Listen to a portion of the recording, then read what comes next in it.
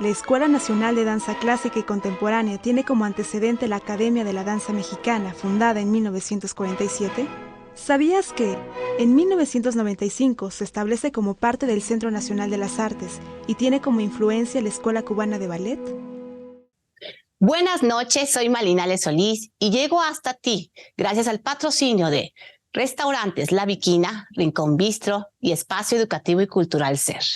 Estamos en una 7ª temporada en donde llevamos a ti teatro, danza, ópera, música, danza con grandes personajes. Hoy nos acompaña un referente definitivamente remarcable dentro de la docencia en nuestro país y su vida ha sido de danza.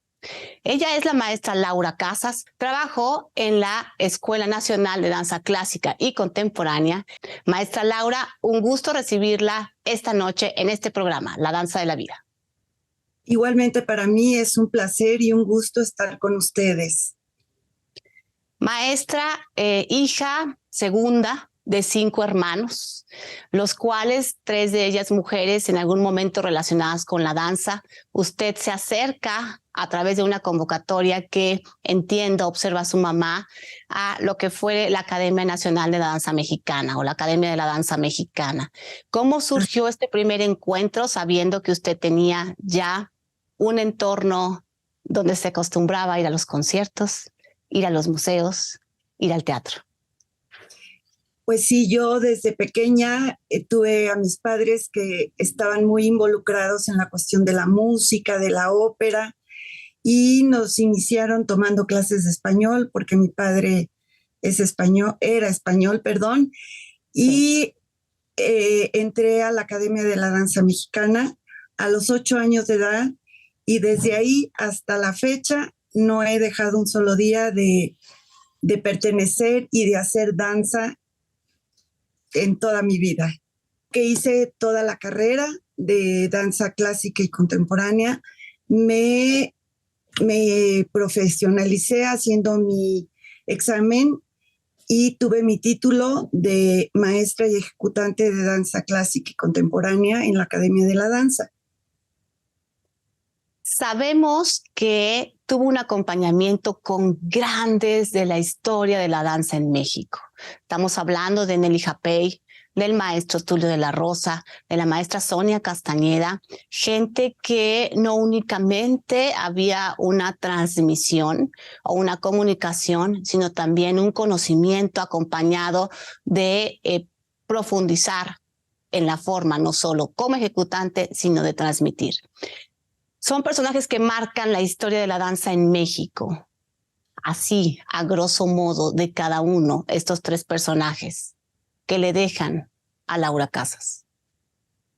Pues me dejan, en primer lugar, una gran enseñanza, porque eran maestros excelentes de técnica, tanto de técnica como de amor a la danza, de toda la cuestión artística. Y me acompañaron durante toda la carrera, asimismo como Fernando Lozano en música, Rocío Sáenz, o sea, grandes también de la música que tuvimos la oportunidad de tener como maestros. Esa generación tuve la suerte de tener maestros excelentes que nos formaron, tanto profesional como artísticamente. Cada uno de ellos, Nelly, por ejemplo, Tulio, Sonia Castañeda, que nos guió por toda la carrera. Fue, la verdad, un verdadero privilegio haber tenido esa generación, haber estado en esa generación, bajo la dirección de la maestra Lavalle. Lavalle, exactamente. Sí. Funda y además es maestra en 1977 lo que fuera el Sistema Nacional para la Enseñanza Profesional de la Danza. Y con ello un poco encauzar hacia la importancia de la estructura, hacia la importancia del análisis, hacia la importancia de tener una ruta definida para realmente obtener resultados. Es usted, lo dije al principio, prácticamente en el país una distinguidísima personalidad que ha trabajado en proyectos, ha sumado a proyectos, ha asesorado, ha estado como juez en competiciones, incluso dentro de las giras que platicaremos más adelante. Pero en este punto, la importancia de la estructura y la importancia de tener una ruta clara hacia dónde ir. Era muy importante para nosotros tener una escuela dedicada a la enseñanza de la danza clásica, porque en la Academia de la Danza era una carrera que estaba unida con danza contemporánea. Se llamaba bailarín de concierto. Sí. Nosotros pensamos que era muy necesario profesionalizar la danza clásica en el país, teniendo el intercambio en esa época con la Escuela Cubana de Ballet, sí, donde igualamos el método de enseñanza, que era muy importante que todos los maestros estuviéramos unificados para que de primero a octavo tuvieran el mismo lenguaje los alumnos. Y debido a eso tuvimos muchísimos intercambios con Cuba. Ellos venían, nosotros íbamos, dábamos clases allá, supervisados con el maestro Alonso, con Ramona de Sá, con Aurora Bosch, con Joaquín Manegas, o sea, maestros de primera línea. Entonces se hizo eso, hicimos un sistema y ese sistema tuvo muchos buenos resultados, frutos, sí, como alumnos, como pues la misma Elisa Carrillo, que inició toda su preparación en la Escuela Nacional, después ya fue a perfeccionar todos sus estudios al extranjero, Irma Morales, Laura, Sandra Bárcenas, Raúl, o sea, todos los que fueron ya después principales bailarines fueron formados, sí, con esa metodología y con esa estructura de la Escuela Nacional de Danza. Acaba usted de hablar de una generación, prácticamente Irma Morales, Raúl, Sandra, pertenecen a una generación específica que creo marca un antes y un después dentro de la Compañía Nacional. Asimismo, bueno, mencionó a Elisa Carrillo. ¿Cuál sería, en su opinión, la fórmula, si es que le tendríamos que decir? ¿Son jóvenes talentosos, más buenos maestros, más? ¿Qué requeriríamos para obtener esos resultados? Una excelente preparación,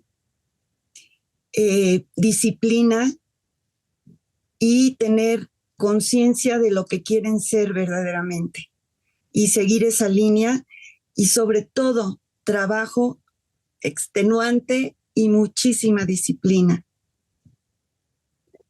Ahora muchos de ellos forman parte de cuerpo docente, mismo en la Compañía Nacional forman algunos, es la plantilla que hace como maestro ensayador.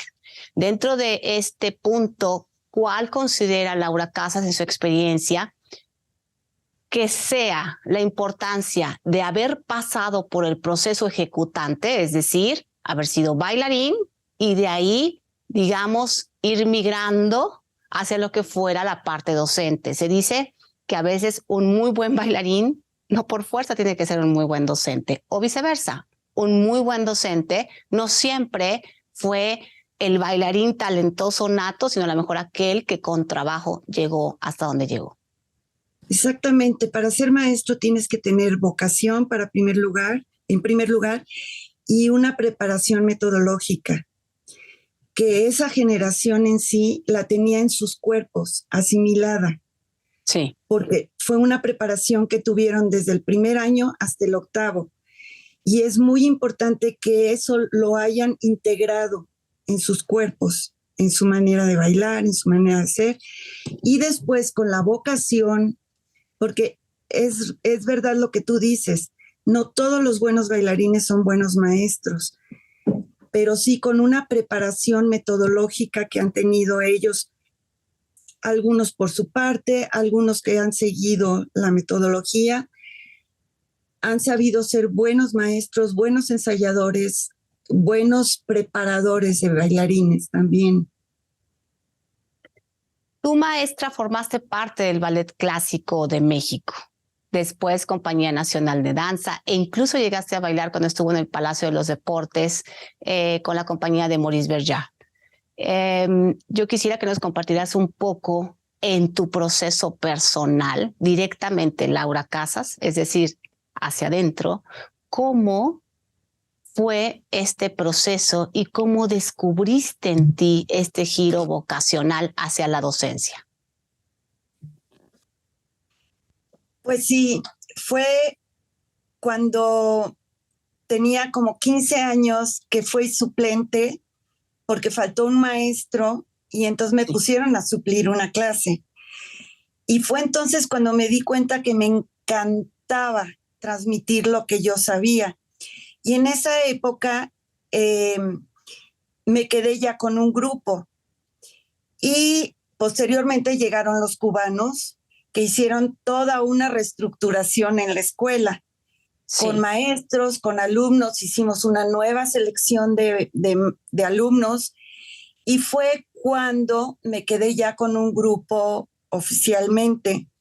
Y fue cuando empecé a ir a Cuba, a tomar los cursos y todo eso. Y me di cuenta que me encantaba la docencia. Estaba al mismo tiempo dando clases y todo, y en la compañía, pero después ya me quedé de lleno dando clases porque empezaron los intercambios con Cuba. Me pasaba pues varias semanas en Cuba tomando clases y dando clases. Sí. Entonces ya fue que me dediqué a la docencia totalmente. Desde ahí no lo he dejado. Y nos alegramos por ello. De hecho, hemos conocido recientemente, la hemos podido observar clases, ya platicaremos más adelante al respecto.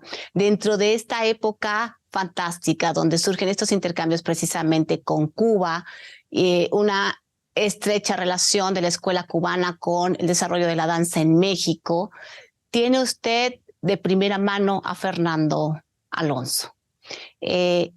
Estamos hablando del hermano de la primerísima bailarina Alicia Alonso, de la gente que gestó prácticamente la cuna de la danza en México. ¿Cómo fue su experiencia exactamente con Fernando Alonso? ¿Cómo? Yo conocí al maestro, pero no tuve oportunidad. Entonces, a los que no tuvimos oportunidad, nos gustaría saber cómo fue trabajar con el maestro. En realidad, lo conocí, empezamos a trabajar, pero la que fue así, la que nos guió de la mano en la cuestión metodológica fue Ramona de Sá, junto con el maestro Fernando Alonso. Sí. Que él lo que hacía era, cuando iba a Cuba, él me evaluaba las clases que daba. Sí. Que era muy fuerte, porque imagínate las evaluaciones con Fernando Alonso, con grupos de bailarines que ya hacían todo en la escuela. Entonces, fue una experiencia muy grata, pero que aprendí muchísimo, pero realmente la que nos llevó de la mano fue Ramona de Sá y Mirta Hermida, que eran con las que teníamos el contacto directo y éramos con las que tomábamos clase, nos revisaban todo eso. Y el maestro Fernando Alonso supervisaba todo eso.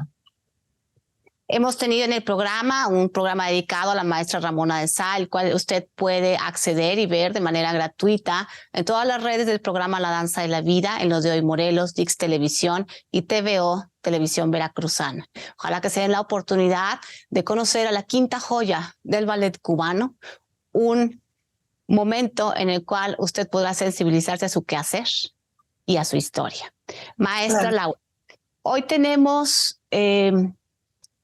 cuando uno está en clase, uno marca un ejercicio, uno dicta un ejercicio. Y la importancia del marcaje en la transmisión, incluso en la inspiración. Claro que sí, es muy, muy importante y hacerlo correctamente. Sí, nosotros ya no estamos tan aptos para hacer los ejercicios correctamente.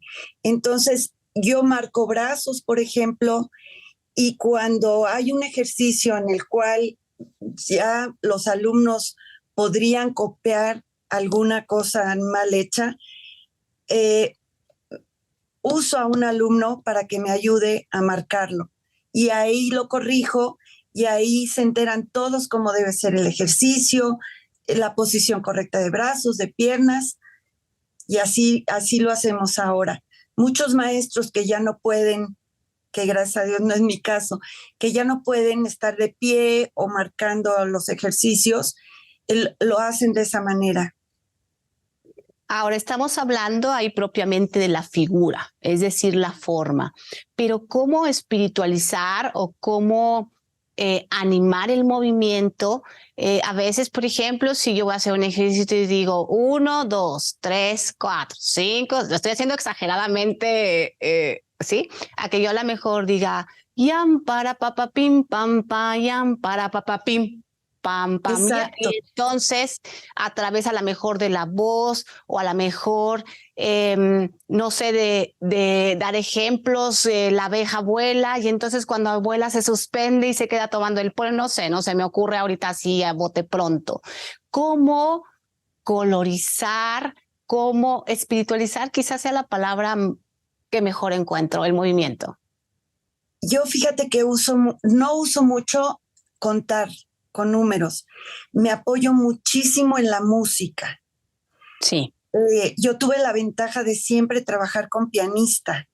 Entonces me apoyaba muchísimo en la música. Uso muchísimo la cuestión de colores, olores, sabores. Con eso los hago sentir muchísimo. Ahora precisamente en Córdoba estuvimos trabajando con eso y los alumnos salían muy felices porque se expandían. No solamente era 1, 2, 3, 4. Les ponía, por ejemplo, Tandeus. Esto es de color azul. Entonces visualizábamos el color azul y me apoyaba mucho con la música también, porque hay que tener muchísimo cuidado en que los alumnos se automaticen, que no escuchen la música.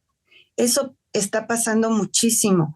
Entonces, poner mucho hincapié en el uso de la música, ya sea grabada, ya sea con piano, pero poner mucho hincapié en eso, para que por medio de la música se sensibilicen y empiecen a sentir hasta espiritualmente el movimiento. Yo uso muchísimo eso en mis clases.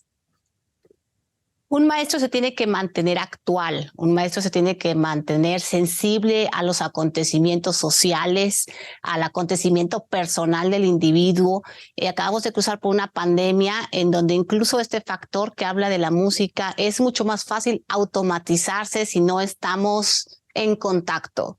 Eso por un lado, preguntarle cómo, digamos, modernizarse, si así le hemos de llamar, ante una situación actual, cómo estar atentos y girar sin perder ese centro, esa información central, pero que definitivamente el entorno está cambiando y uno tiene que virar. Hoy en día, por ejemplo, los niños tienen una amplitud de visión que no tenían probablemente en otro momento porque el desarrollo cerebral se tuvo que, digamos, forzar en alguna forma ante la pandemia. Así es. Hay que, como maestro, como tú dices, prepararse muchísimo, no quedarnos enfrascados en lo que ya aprendimos, en lo que ya supimos y ver clases. Ahora el ballet ha cambiado porque se ha vuelto más virtuoso, entonces la preparación es diferente, inclusive en cuestión de música, ahora se usa música, muchos maestros están usando música popular para hacer sus clases y eso les va abriendo espectros a los niños que no es solamente estar enfrascados en una sola preparación. Sí. Y igual muscularmente también es diferente. Digo, si ves a Pavlova parada de puntas, ahora ves a una bailarina y es totalmente diferente. Y Pavlova era virtuosa en su época, pero ha ido evolucionando todo eso y los maestros tenemos que estar preparados para esa evolución. modernizarnos en técnicas, modernizarnos inclusive en pedagogía, en psicología, no que nos volvamos pedagogos o psicólogos, sino simplemente abrirnos a ese aspecto, ¿no? Un niño de antes no es igual que un niño después de la pandemia inclusive, que tuvimos que revivirlos porque fue muy difícil dar clases en primer año. Imagínate, chiquititos que en su vida se habían ni siquiera parado derechitos. Así es. Tener la habilidad para poder hacer eso. Maestra, el transmitir y el inspirar no es lo mismo. No. ¿Cuál sería su opinión? ¿Qué es transmitir y qué es inspirar para Laura Casas? Transmitir un paso o un ballet es técnico. Inspirar va más con la sensibilidad, con el espíritu, con el alma. ¿Sí?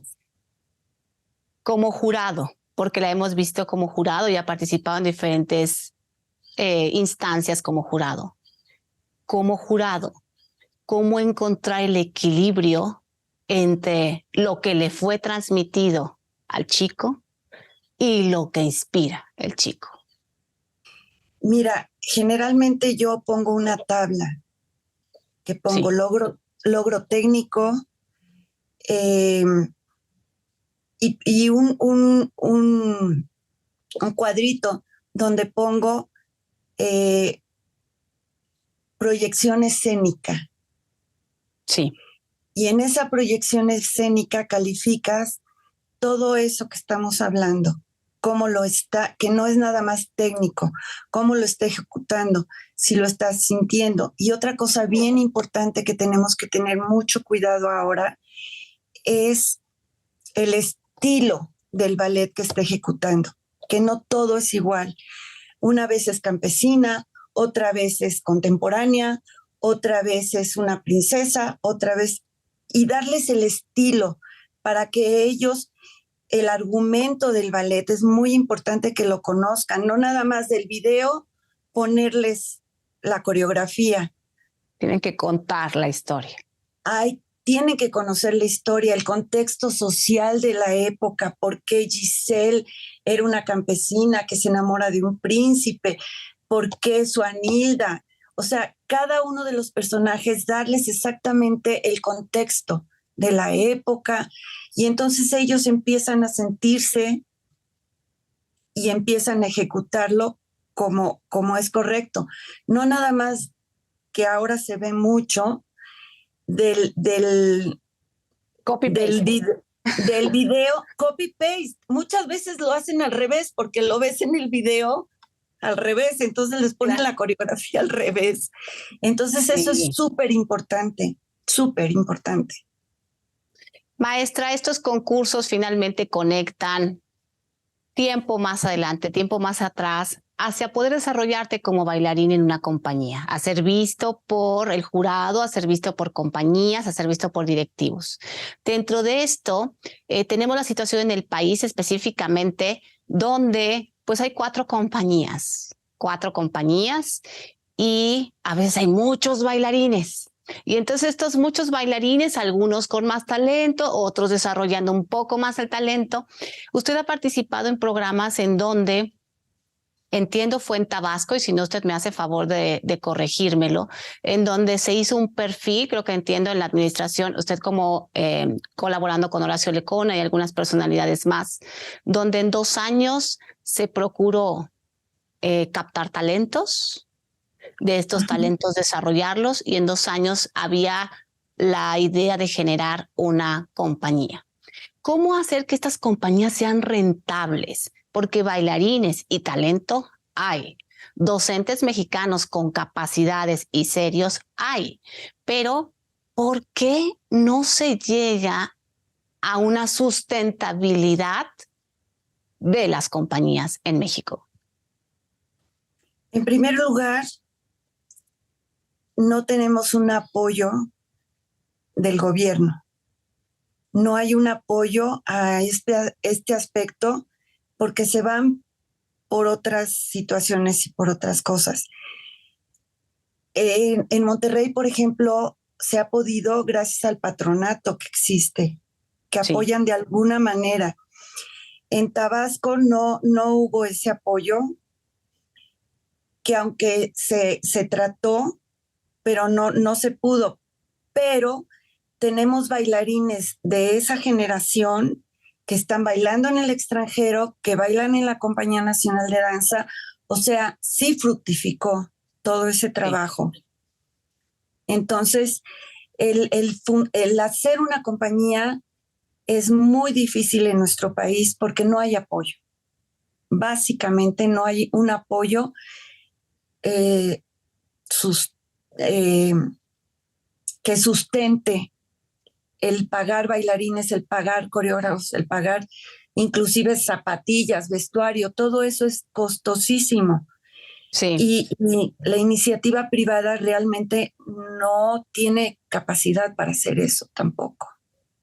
Ahora, hay una forma de pensamiento en la cual muchas veces se dice, bueno, estoy hablando de una forma de pensamiento, no coincide con la mía, pero existe la forma de pensamiento y la observo y la analizo. Entonces, esta forma de pensamiento es: tú tienes un bailarín en el cual unas zapatillas te cuestan X cantidad, pero su viaje te cuesta otra cantidad, pero su alimentación otra cantidad, más su hospedaje otra cantidad, igual a X cantidad de dinero.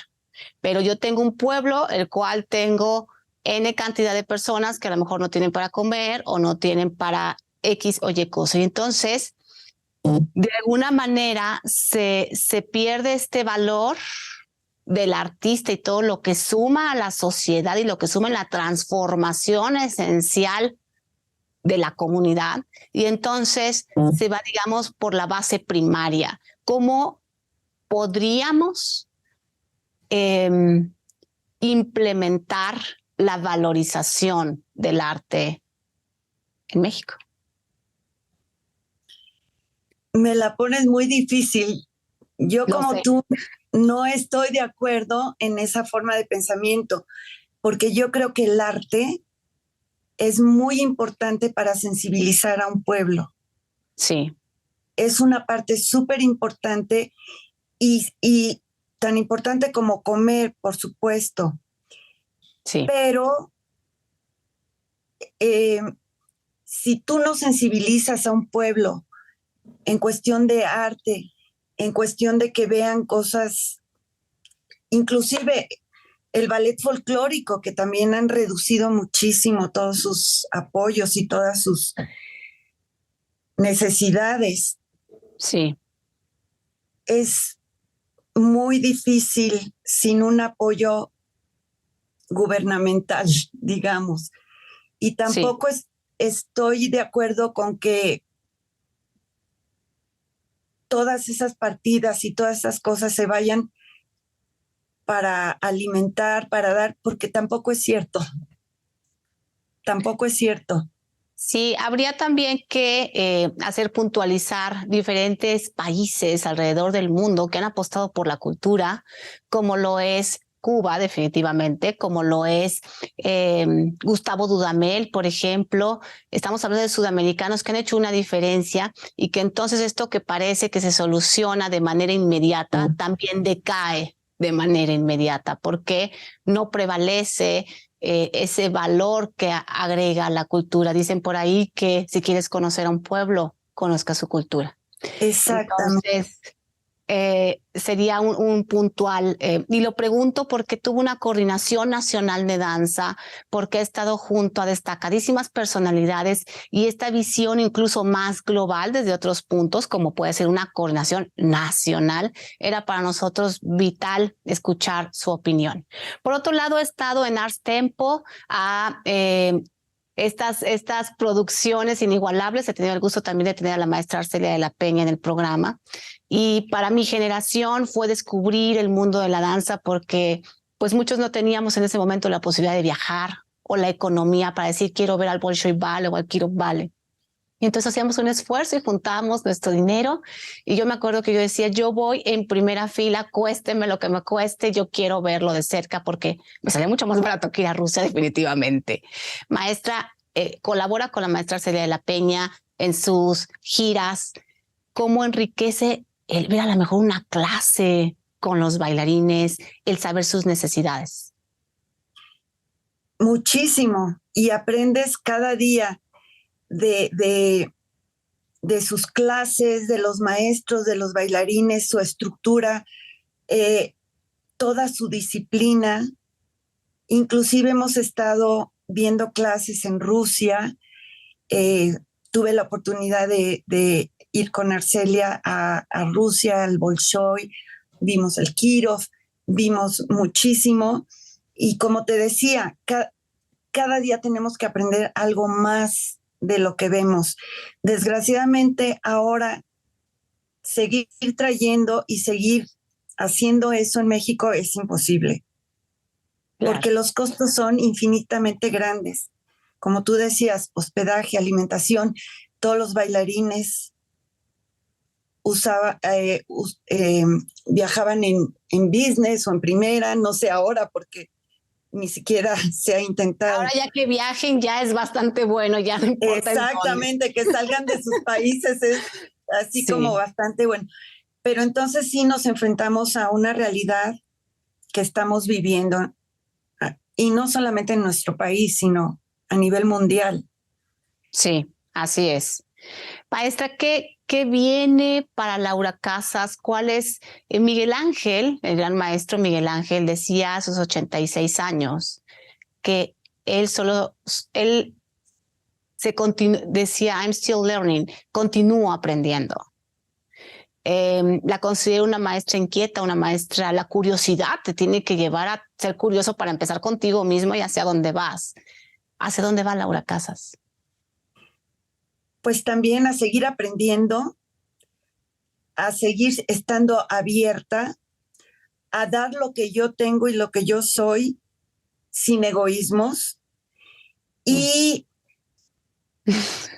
seguir haciendo lo que más me gusta en la vida, que es estar en el medio, estar en la danza, enseñar, seguir pues viendo y aprendiendo.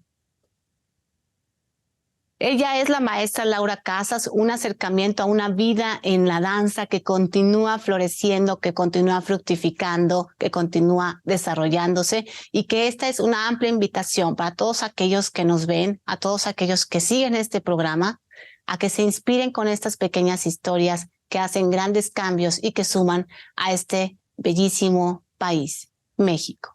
Ha sido un placer tenerla en este acercamiento, maestra Laura, y poder coincidir el día de hoy. El placer es para mí, muchísimas gracias y me encanta la labor que estás haciendo. Muchas gracias, maestra. Todos juntos estamos haciendo. Tú al estar hoy aquí en este programa, tú que nos ves, tú que nos escuchas, ya tienes otra información, ya conoces un poquito más del gran personaje que tuvimos hoy. Síguenos, tenemos nuestras cuentas y nos puedes ver siempre. Está abierto para ti, Cultura para Todos. Muy buenas noches y gracias por acompañarnos.